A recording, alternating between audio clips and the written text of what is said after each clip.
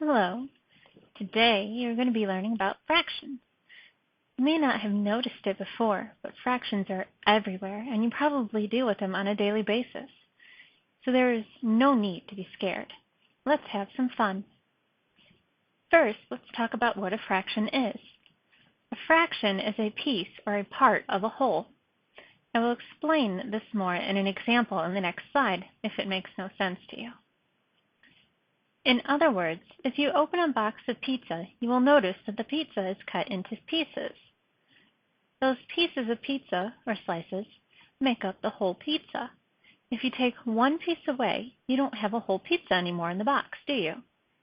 So you need all of the pieces to make up the whole pizza. And if you take one slice, that is a fraction of the pizza that you have, or a fraction of the pizza that is left. Now I would like you to take a look at these pictures. What do you notice about these four pictures? What is similar about them?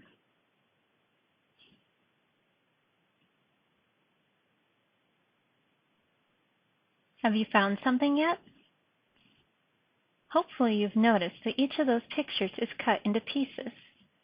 If you took a closer look at them, you will notice that all of the pieces in the same picture are the same size. For example, look at the first square. All of the rectangles that the square was cut into are the same size. The triangles in the next square are also the same size. This is very important. When you are dealing with fractions, all of the pieces must be the same size. Now we are going to get a little more technical with fractions. The parts of fractions have names. As you can see, the top number of a fraction is called a numerator. The line between the two numbers is the fraction bar, and then the number on the bottom of the fraction is called the denominator. Here's a hint to help you remember which is the numerator and which is the denominator. The word denominator starts with a D, and the word down also starts with a D. So denominator is always down. What you see now are the definitions of the numerator and denominator. In a fraction, the numerator, the top number, represents how many pieces have been shaded in or taken. The denominator, or the bottom number, represents how many pieces there are altogether. For example, let's say I have a cake. I cut the cake into 6 pieces. The 6 would be the bottom number of my fraction, or the denominator, because that is how many pieces make up the whole cake. Then let's say that 4 people have 1 piece of cake each. So there are 4 pieces missing now. So we ate 4 out of 6 pieces of cake. And that is our fraction. That's not so hard, is it? Let's talk about how to read a fraction now. Usually people read fractions by saying 1/3, or 1/2, or 1/7. To describe what a fraction means, people say 1 out of 3, or 1 out of 8 pieces are colored or missing.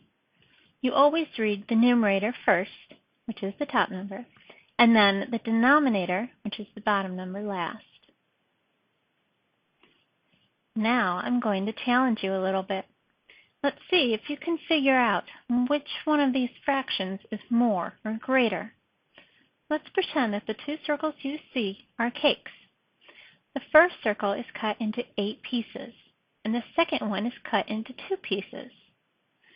So if I colored in 1 piece on each cake, the first one would represent 1/8, and the second cake would represent 1/2. Which one would you rather have?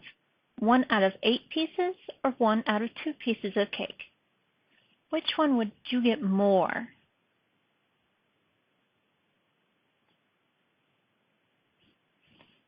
Well, if you like cake, you would have picked the half, because the half you would get more.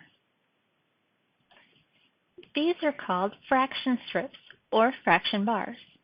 The first one represents a whole. If you look, you'll notice that the rest of the bars are the same length. or they take up the same amount of space as a whole, but they are cut into more pieces. The second bar is cut into 2 pieces. The third fraction bar is cut into 3 pieces, and so on. This is very important, so listen close. The more pieces you cut something into, the smaller the pieces get. Think about sharing. If you have to share a cookie, you want to share it with less people so you can have more for yourself. If you have a lot of people to share your cookie with, you will have to break it into smaller pieces and you will get less cookie. It is the same with fraction bars. Let's practice a little bit now. Try this. The first fraction is 1/4, or 1 out of 4. And the second fraction is 1/2, or 1 out of 2. Which one of those fractions is larger? Which one would have the bigger pieces?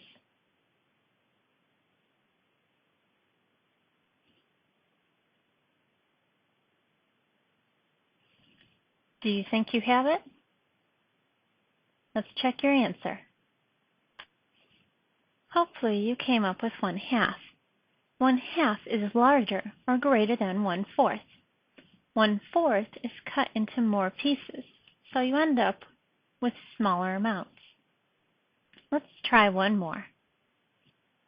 The first fraction is 1/3, or 1 out of 3, and the second fraction is 1/6, or 1 out of 6. Which fraction is greater, or has the larger pieces?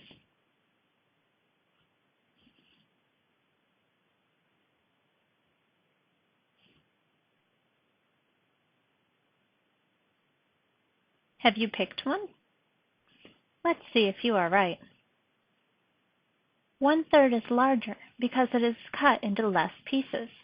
Remember, the denominator, D for down, or bottom, tells you how many pieces the whole thing is cut into and how many there are altogether to make up the whole.